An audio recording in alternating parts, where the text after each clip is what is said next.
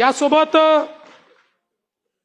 आमचे आज मला या ठिकाणी सांगितलं पाहिजे की आपण जो शेतकऱ्यांना नमो शेतकरी महासन्मान योजना आपण सुरू केली, केंद्र सरकारचे 6,000 आणि त्यासोबत राज्य सरकारचे 6,000, आज त्याचा आपण हप्ता हा शेतकऱ्यांच्या खात्यामध्ये जमा केलेला आहे।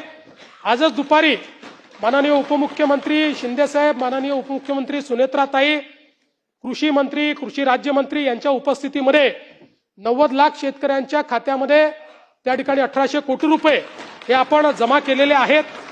आणि आता मला सांगितलं पाहिजे की केंद्र सरकार आणि राज्य सरकार मिळून आतापर्यंत शेतकऱ्यांच्या खात्यामध्ये जी काही केंद्र सरकारची योजना आणि आपली नमो महासन्मान योजना आहे, या दोन योजनेच्या अंतर्गत शेतकऱ्यांच्या खात्यामध्ये 90 लाख शेतकऱ्यांच्या खात्यामध्ये 54,000 कोटी रुपये आपण जमा केलेले आहेत।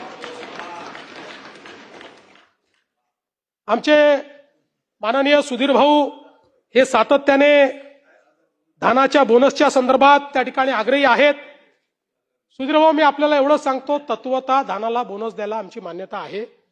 फक्त या वर्षीची सगळी परिस्थिती जी आहे त्याचं आकलन आम्ही करतो, कारण नाही धानालाही देऊ, ते अडचणीत ऑलरेडी गेले आहेत, त्याचं नुकसान झालेलं आहे, पण धानालाही बोनस देण्यात येईल।